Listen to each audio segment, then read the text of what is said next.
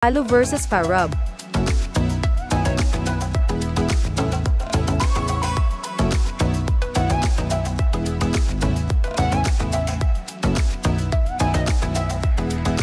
Ika-14 ng Pebrero, luncheon in celebration of the 100th birthday of Secretary Juan Ponce Enrile. Ika-13 ng Pebrero, plenary session number 50.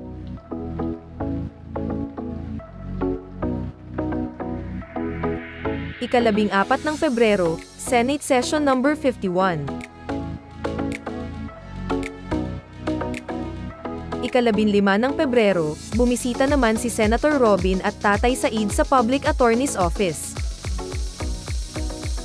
Nitong ika-17 ng Pebrero naman ay pumunta si Senator sa renewal of wedding vows ni Senator Cheese at Heart Evangelista. Pumunta